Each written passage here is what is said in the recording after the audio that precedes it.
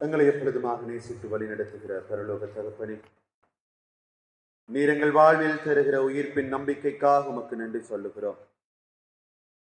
இந்த வேளையிலும் ஆண்டவரே, நீர் எங்களோடு பேசும்படியாய் மன்றாடுகிறோம்.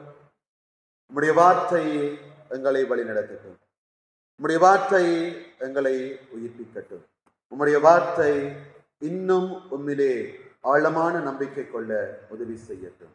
நீர் பேசும், எங்களை வழிநடத்தும். உம்முடைய திருக்கரத்துக்குள் ஒப்பு கொடுத்து மன்றாடுகிறோம் தூய நல்ல தகப்பனே, ஆமென்.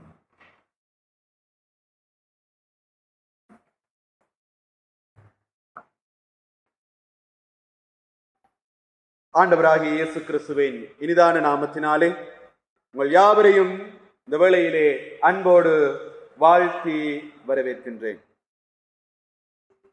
உயிர்ப்பின் நாளை தொடர்ந்து வருகின்ற இரண்டாவது உயிர்ப்பு ஞாயிறிலே நாங்கள் கலந்து கொண்டு அழைக்கப்படுகிறோம், என் ஆண்டவரே என் கடவுளே என்கின்ற நம்பிக்கையை உறுதிப்படுத்துவதற்கு.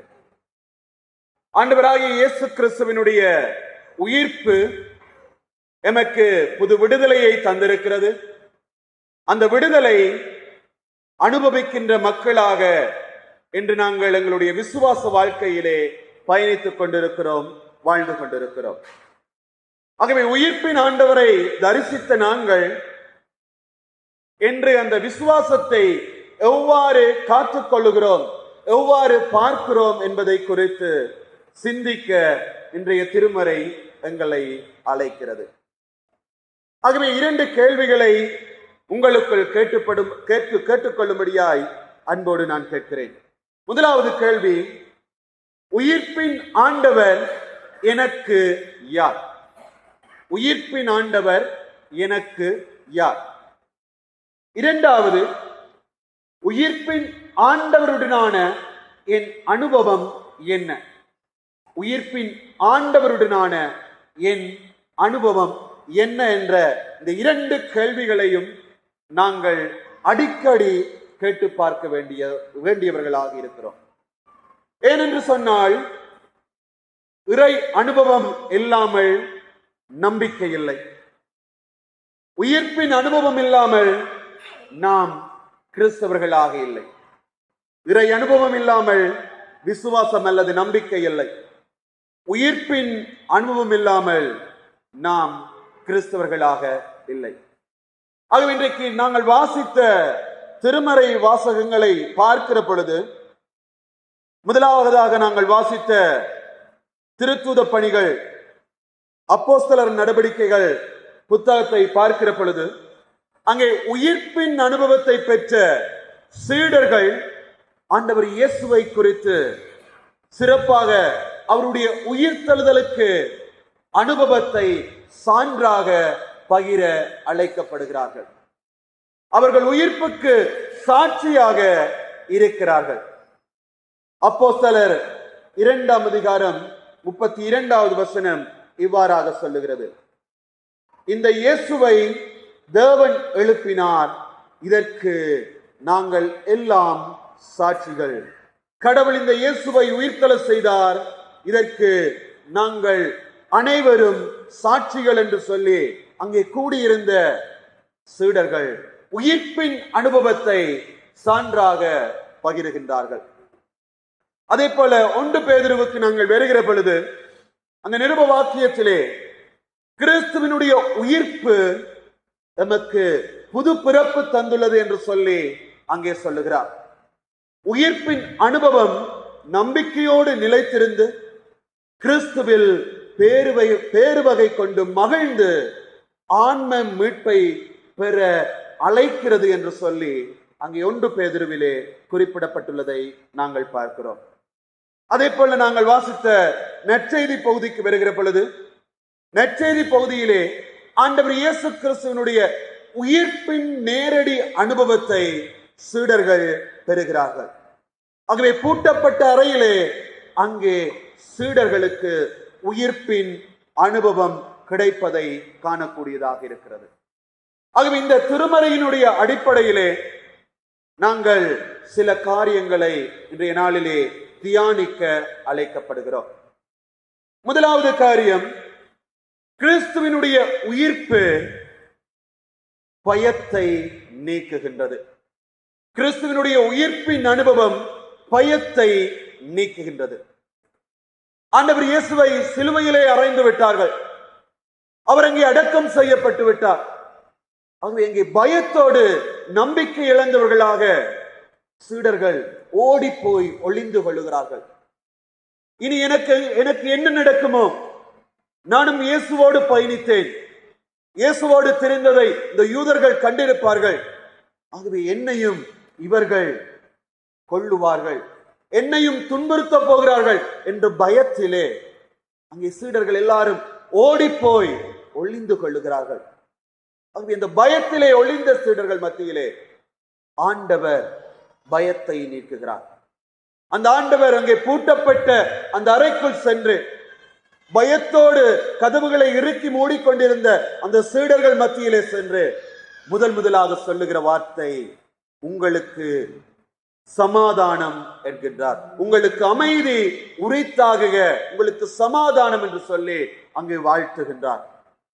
ஆகவே குழப்பத்தோடு பயத்தோடு தடுமாற்றத்தோடு இருந்த அந்த சீடர்கள் ஆண்டவர் கொடுக்கிற அந்த சமாதானத்தின் வார்த்தையை முதலிலே பெற்றுக் கொள்ளுகிறார்கள். ஆகவே உயிர்ப்பின் ஆண்டவர் குழப்பத்தை பயத்தை அங்கே நீக்குகிறார். ஆகவே இன்றைக்கு எங்களுடைய இந்த யதார்த்த வாழ்க்கையிலே பயங்கள் இருக்கலாம், குழப்பங்கள் இருக்கலாம். ஆனால் நாம் உயிர்ப்பின் ஆண்டவரை நோக்கி பார்க்கிற பொழுது அவர் எங்களுடைய பயத்தை, எங்களுடைய குழப்பங்களை, எங்களுடைய தடுமாற்றங்களை அவர் நீக்குபவராக, அவர் எங்களுக்கு புது நம்பிக்கையை ஊட்டுபவராக இருக்கிறார். ஆகவே உயிர்ப்பின் அனுபவம் முதலாவது பயத்தை நீக்குகின்றது. இரண்டாவது, உயிர்ப்பின் அனுபவம் எங்களுக்கு விசுவாசத்தை, நம்பிக்கையை தருகிறது. உயிர்ப்பின் அனுபவம் விசுவாசத்தை, நம்பிக்கையை தருகிறது. அங்கே இயேசு சீடர்களுக்கு தோன்றிய போது தோமா அவர்களோடு இல்லை. அங்கே தோமா சொல்லுகிறான், நான் ஆண்டவரை பார்த்து அவருடைய காயங்களிலே என்னுடைய விரலை விட வேண்டும், அவரை தொட்டு நான் பார்க்க வேண்டும், அப்பொழுதுதான் நான் நம்புவேன், அவரை விசுவாசிப்பேன் என்று சொல்லி அங்கே தோமா சொல்லுகிறார். ஆகவே இரண்டாவது முறையாக அங்கே தோமாவும் இருக்கிற பொழுது ஆண்டவர் மீண்டும் அங்கே சீடர்களுக்கு தோன்றுகிறார். அப்பொழுது தோமாவை கூப்பிட்டு சொல்லுகிறார், வா, என்னை தொடு, என்னுடைய காயங்களை தொடு, நீ நம்பிக்கை கொள், அவிவிசுவாசியாய் இராதே என்று சொல்லி அவனிடத்திலே சொல்லுகிறார். அப்பொழுது அங்கே தோமா ஒரு மிக பெரிய விசுவாச அறிக்கையை சொல்லுகிறார். நீரே என் ஆண்டவர், நீரே என் கடவுள், என் ஆண்டவர், என் ஆண்டவரே என் தேவனே, என் ஆண்டவரே என் தேவனே. மிக பெரிய ஒரு விசுவாச அறிக்கை. சந்தேகம் இருந்த இடத்திலே அங்கே ஆண்டவர் உயிர்ப்பின் அனுபவத்தின் மூலமாக ஒரு புதிய நம்பிக்கையை, விசுவாசத்தை அவர் கொடுக்கிறார். தோமாவினுடைய நம்பிக்கை உண்மையிலேயே மிக மிக பலமான ஒரு நம்பிக்கையாக மாறுகிறது. என் ஆண்டவரே என் கடவுளே, அவர் ஆண்டவராக, கடவுளாக, பிதாவாக அங்கே ஆண்டவர் இயேசுவை அவர் பார்க்கிறார். ஆகவே அந்த நம்பிக்கை அவனை மாற்றுகிறது. அந்த உயிர்ப்பின் அனுபவத்தை காணுகிற பொழுது அவன் மாற்றுரு பெறுகிறான். இன்றைக்கு நாங்கள் ஆண்டவர் இயேசுவை நேரடியாக காணாவிட்டாலும் நாங்கள் தினம் தினம் அவரை அனுபவித்துக் கொண்டிருக்கிறோம்.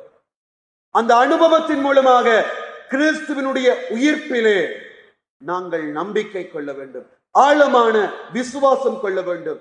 அவரே ஆண்டவர், அவரே கடவுள், அவரே தேவன் என்பதை ஆழமாக விசுவாசிக்க அழைக்கப்படுகிறோம்.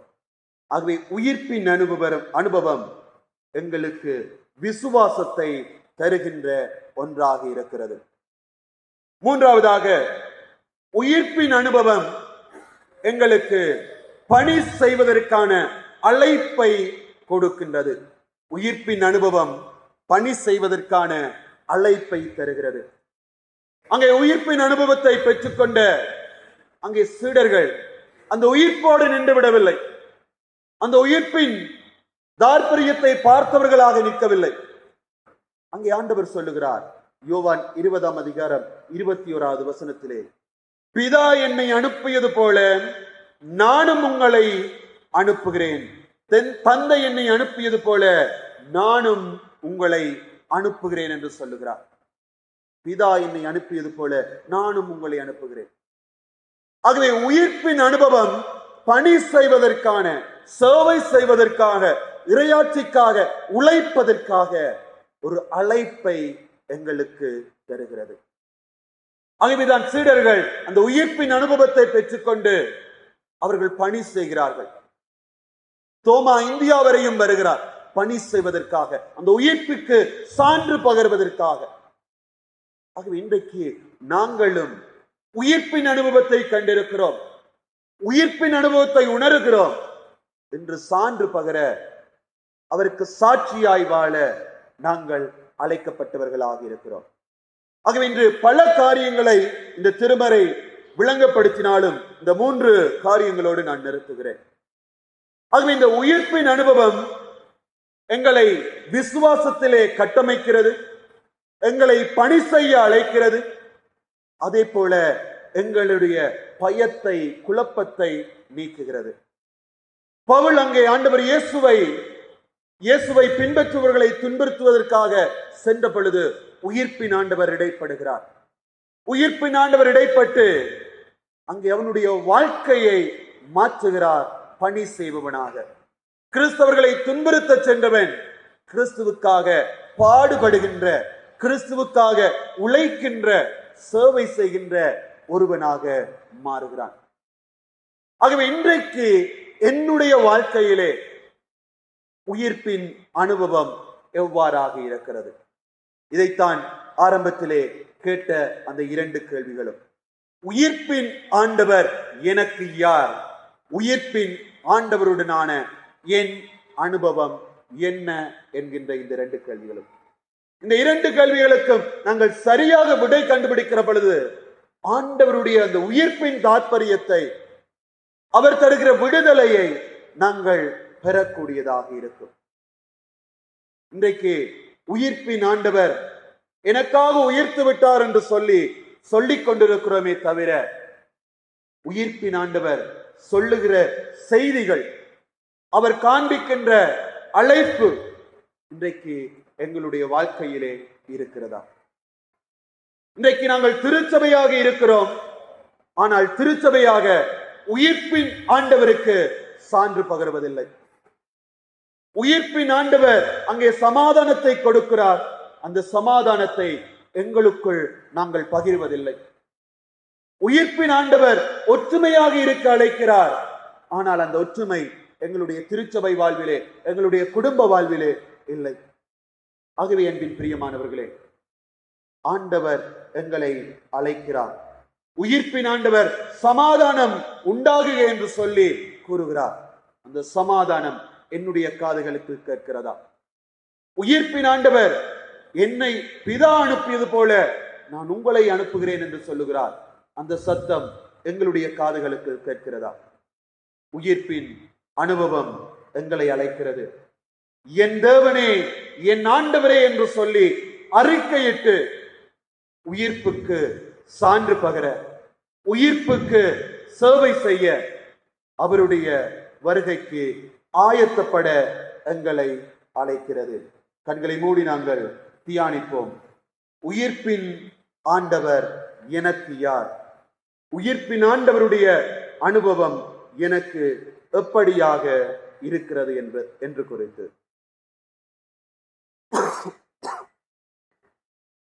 அன்பின் ஆண்டவரே, நீர் உம்முடைய உயிர்ப்பின் அனுபவத்தை சீடர்களுக்கு நேரடியாக காண்பித்தீர். உம்மை சந்தேகித்த தோமாவுக்கு மீண்டுமாக தோன்றி விசுவாசத்தை பலப்படுத்த உதவி செய்தீர். அதே போல ஆண்டவரே, இன்றைய சூழ்நிலையிலே எங்கள் வாழ்விலே இருக்கிற சந்தேகங்களை, எங்களுடைய வாழ்விலே இருக்கிற பயத்தை, எங்களுடைய வாழ்விலே இருக்கிற குழப்பங்களை உம்முடைய உயிர்ப்பின் அனுபவத்தின் மூலமாக நீக்க வாரும். நீர் எங்களை திடப்படுத்தும். அந்த உயிர்ப்பின் அனுபவத்தோடு நாங்கள் உலகுக்கு சென்று இறையாட்சிக்கு சாட்சியாக, உயிர்ப்புக்கு சாட்சியாக வாழுவதற்கு நீரே எங்களை வணையும், நீர் எங்களை உருவாக்கும். எங்களுடைய பூட்டப்பட்ட இருதயத்துக்குள் நீர் வந்து உம்முடைய சமாதானத்தை தந்தரலும். எங்களுக்காக உயிர்த்த ஆண்டவர் இயேசுவின் வழியாய் மன்றாடுகிறோம். ஆமென்.